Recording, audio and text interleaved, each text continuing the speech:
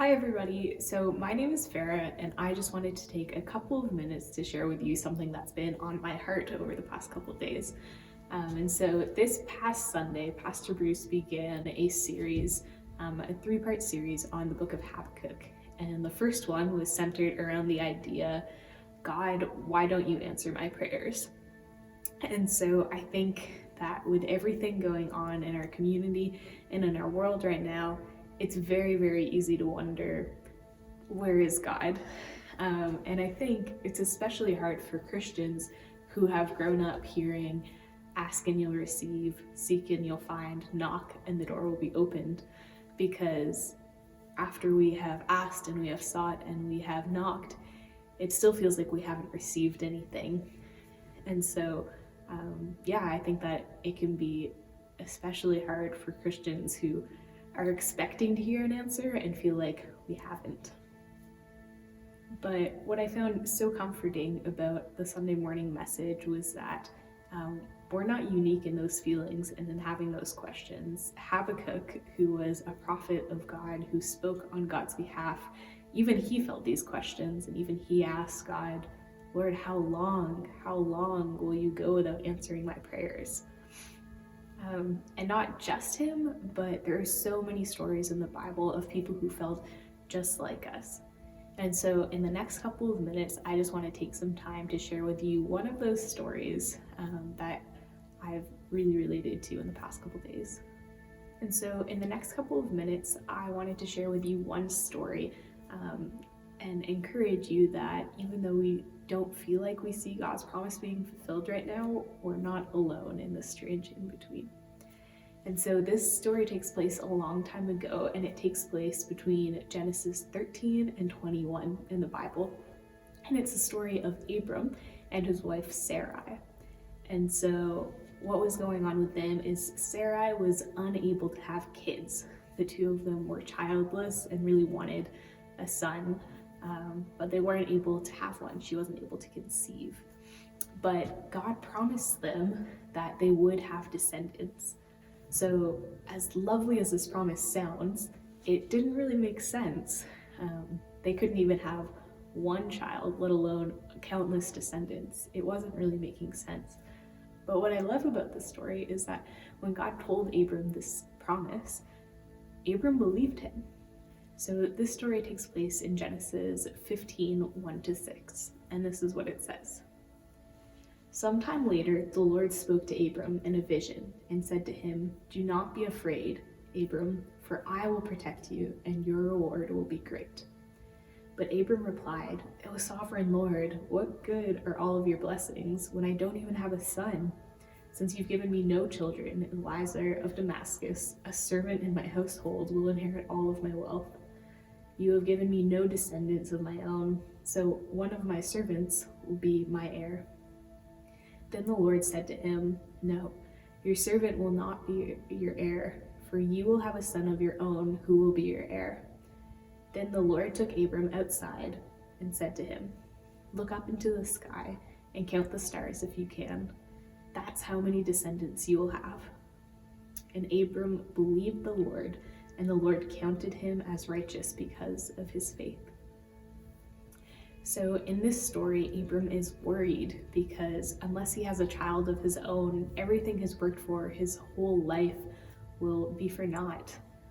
All of it will go to a servant, someone who's not even his own flesh and blood.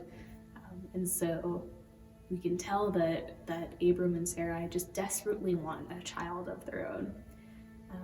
But what I think is so beautiful about this story is that, again, when God told Abram that he would have descendants, Abram believed him. And what is absolutely my favorite thing about this story is verse 6. It says, Abram believed the Lord, and the Lord counted him as righteous because of his faith. And so the thing that God was most proud of Abram for was for believing him, this unseen God of the universe. Abram just chose to believe him rather than to believe the circumstances around him.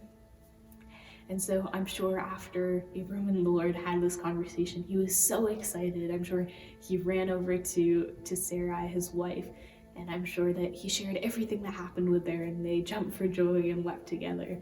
I'm sure that there was just so much excitement that this thing that they had prayed for and hoped for so long was finally going to come to fruition. The Lord was finally going to fulfill this promise to them. But after a year, they still hadn't had a child. And then 2 years passed, nothing. And then 3 years passed, and 5 years, and 10 years. And they still didn't have a child. And I'm sure that by this point, Abram and Sarah were probably confused and hurt, and they were probably wondering, like Habakkuk, how long, Lord? How long until we receive this promise that you've given to us? And finally, they figured, well, it's been 10 years. Maybe God didn't mean what we thought he meant. So Abram, let's use a surrogate. And Abram had a child through a surrogate mother. They actually had Sarai's servant Hagar become the mother to this child, the surrogate mother to their child. And then for 13 years after this child is born, we really don't hear very much about Abram's life. And so we can only assume that he was raising this child to be his heir.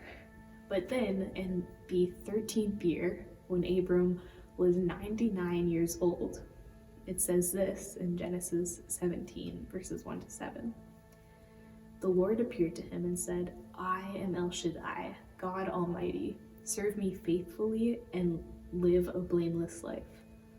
I will make a covenant with you, by which I will guarantee to give you countless descendants. At this, Abram fell down, face down on the ground. And then God said to him, This is my covenant to you.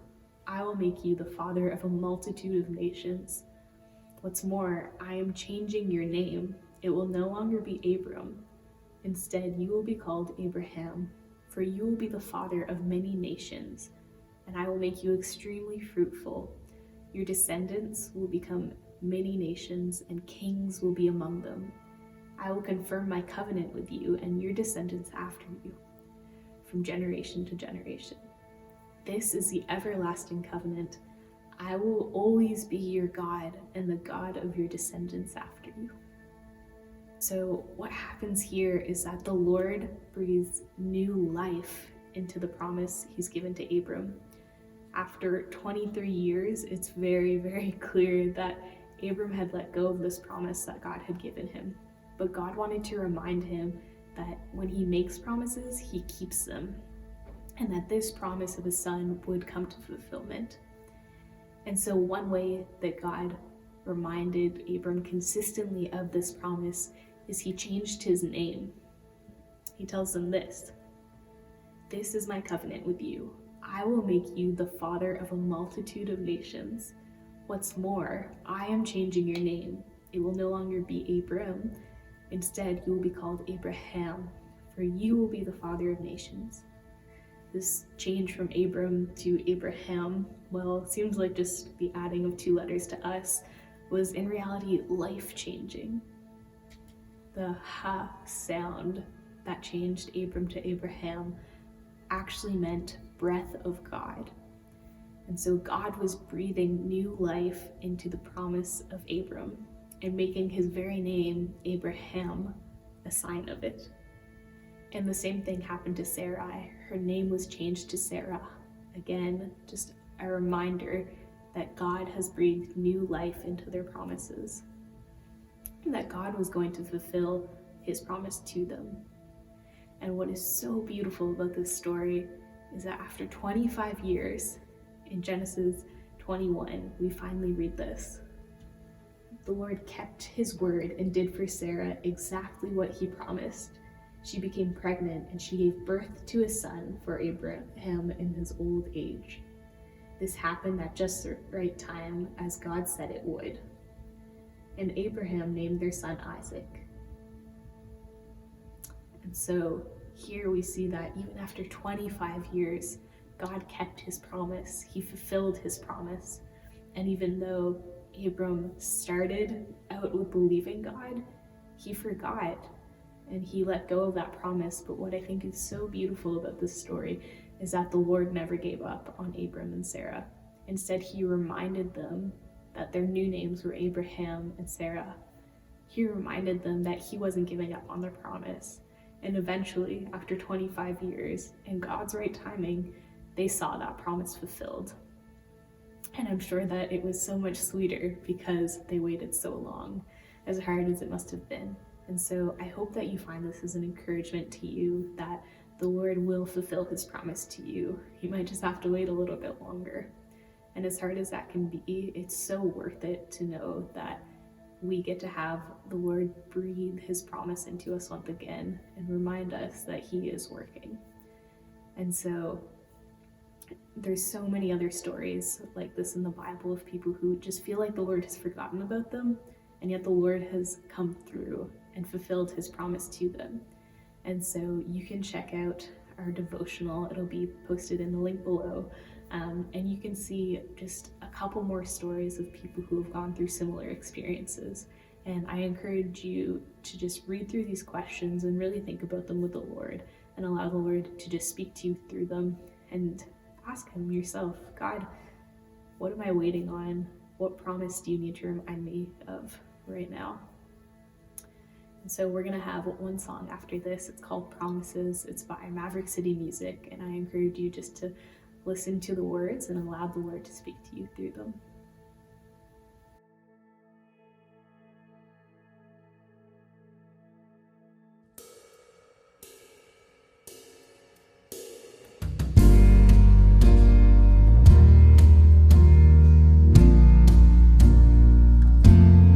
Faithful through the ages,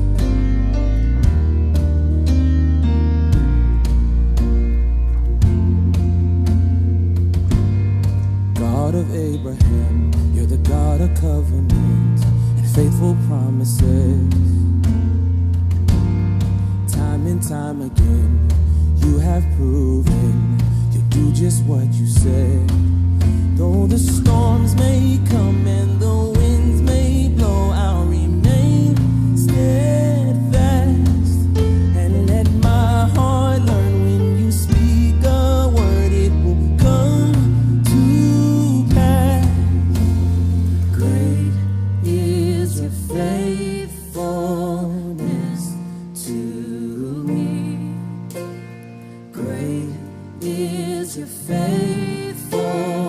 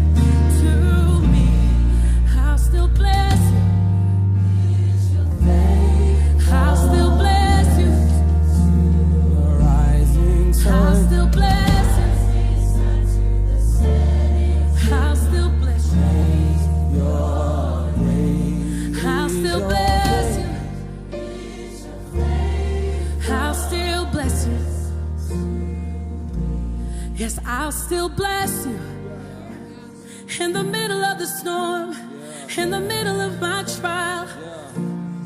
I'll still bless you in the middle of the road when I don't know where to go. I'll still bless you in the middle of my storm, in the middle of my trial. I'll still bless you when I'm in the middle of the road and I don't know which way to go. I'll still bless you. I'll still bless you. I'll still bless you. Oh, I've got a reason to bless you, yeah. I've got a reason to bless you. I've got a reason to bless your name. You've been faithful. You've been faithful. You've been so good to me. You've been so good. Come on, just lift up your praise. Just lift up your worship